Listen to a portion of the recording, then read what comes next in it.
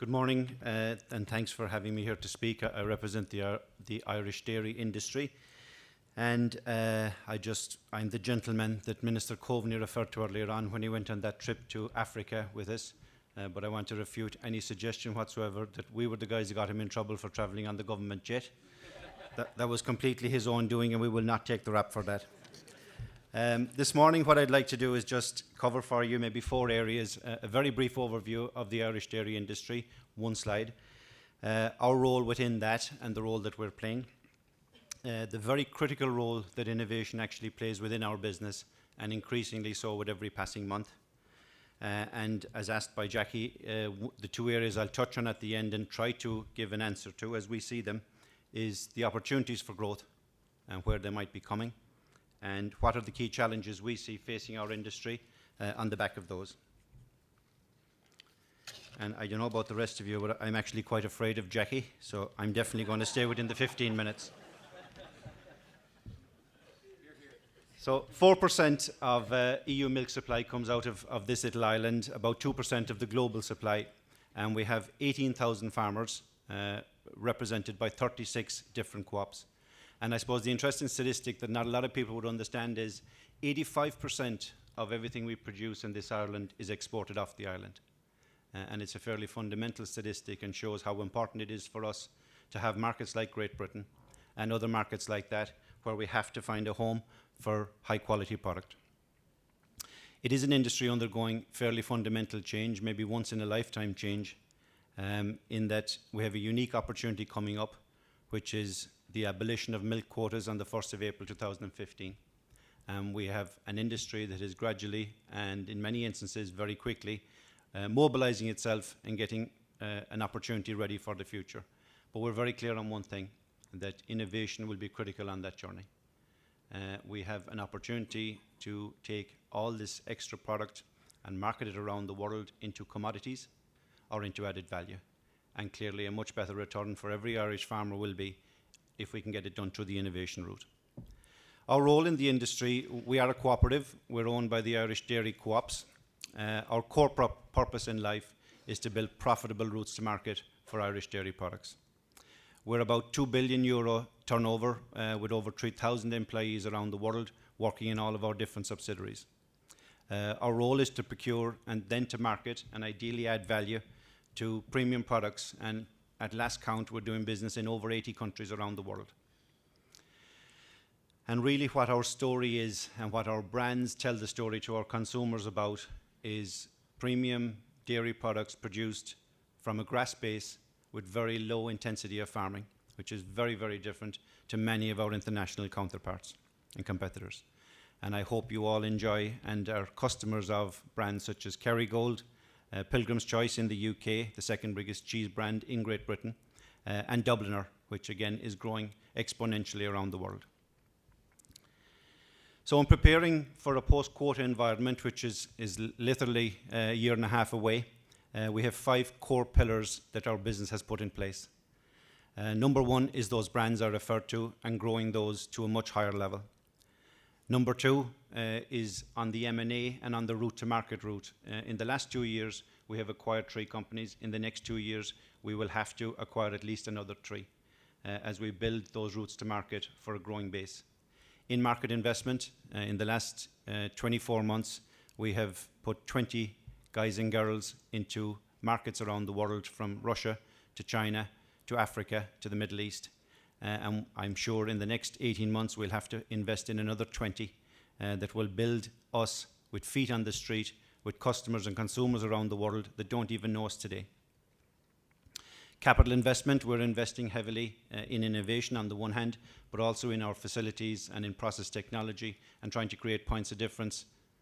And finally, and probably the most important one as we would look in at it, is innovation, because that's truly the one that will create a point of difference for us.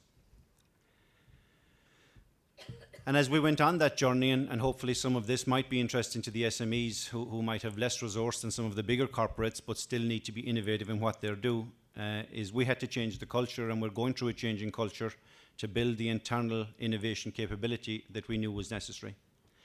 And it's not an event, and it's not a process, it is a journey, and we're maybe halfway through that journey. but we decided to do three fairly fundamental things that are different to how we used to run.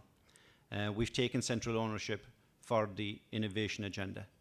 We've elevated its importance within our business. It now ranks at the same level as sales, marketing, or finance.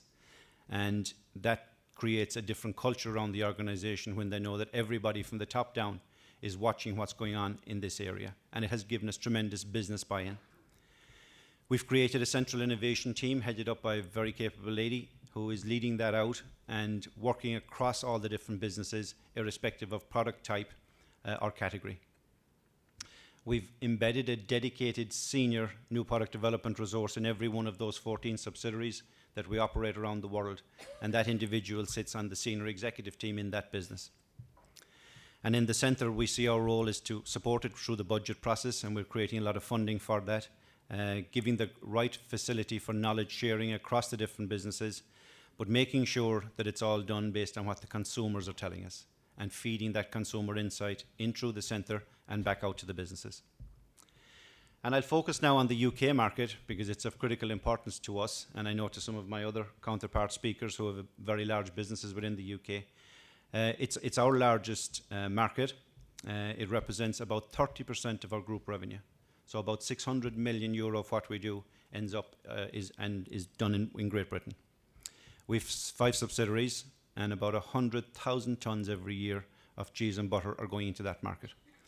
But as I'm sure my colleagues will know, it is an extremely competitive market. Doing business in Great Britain is not easy, and you have to be really efficient and really good at what you're doing to survive. But we have found that the key differentiator can often be innovation. And so we're investing in our infrastructure there on both our consumer business, and we've just, as of last week, finished a €3 million investment in a new innovation centre with a standalone development kitchen, staffed by 1 or 2 very capable chefs. In our ingredients business, we've also built a standalone innovation centre where we have a lot of R&D folks, NPD folks, process technologists working there, working on different solutions for our customers.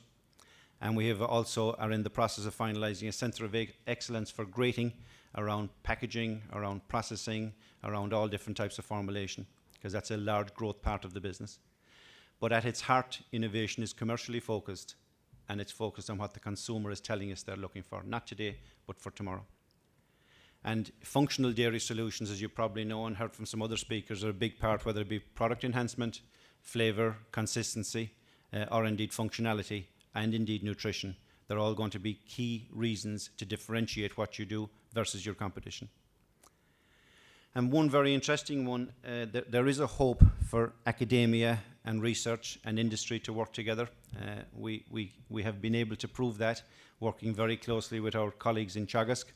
About 18 months ago, with the sponsorship of Jerry Boyle and with the intense and committed support of Professor Paul Ross, we decided to start together with a collaborative cheese development programme. And we felt that all of the research and the process facilities and the great scientists that exist in Moore Park, how much of that was truly getting out into finished products. And so we wanted to harness the research, the scientific expertise, and the folks that were working there to end up not just doing research, but to do research on products that the consumers of tomorrow might like to enjoy. And we've now developed a market-led, consumer-led pipeline of products that are being pilot tested, and we're running multiple trials on all different varieties, flavours and textures you could imagine, that hopefully some of which will end up being the products of the future that might end up under the Kerrygold brand and others. And basically we have an embedded team. We have hired 3 or 4 very capable individuals working with the team in Moore Park in County Cork, and they are embedded within that structure. They're based, living and working there, and they are pulling on the resources, working with the local team, but specifically against commercially focused briefs. Some successes, Jerry Boyle and Paul Ross and myself had a great debate at the start as to how we'd measure this, and we concluded very quickly the success or failure of this will be based on products on the shelves, and anything else is irrelevant. And we're pleased to announce that later this year in Germany, we will launch the first range of Kerrygold cheeses that have been developed under that collaboration. Germany is a very important market for us. And in the Middle East, in Saudi Arabia, in early next year, we will launch a new range of recombined cream cheeses, soft cheeses, that will be launched under brand and under private label within that market. So there is hope. Growth opportunities, as Jackie has asked us to look at, we see demand growth being driven in emerging markets. It's going to happen. The statistics are there and proven. It'll be driven for those reasons. Development opportunities for the Irish dairy industry will be branding our USP. We have something quite special here. We just got to make sure that we're branding that and making sure that our consumers around the world understand that. And evolving those products to cater for market needs across all market regions. And what we do in the Middle East is very different to what we do in Africa, is a million miles different to what we do in the States. And we've learned over many years that you adapt your offering based on what the consumers of that region are looking for, as opposed to any misconceived ideas you might have sitting in Dublin about what consumers around the world really want. And taste, it's all about taste, it's all about flavour, and catering for those tastes and requirements, whether they be existing products or tweaks on existing products that our consumers are looking for. And coming to the end, the challenges facing our industry from a dairy perspective, we see 4 of them. Investment, number 1, whether it be at farm level to gear up for this massive growth that our farmers are telling us is coming, and that they want to produce a lot of extra product. At processor level, to make sure that when it comes from the farm, that it is manufactured in a very, very efficient, high quality, sustainable way. And at market level, where we have to be fit for purpose to make sure that we are walking the walk and getting that product in an added value way out to the consumers. And we've got to balance production growth with the market opportunities. There's no point growth nations driving their cheese or butter or powder if consumers are looking for something else. And I suppose maximising the value add is going to be critical.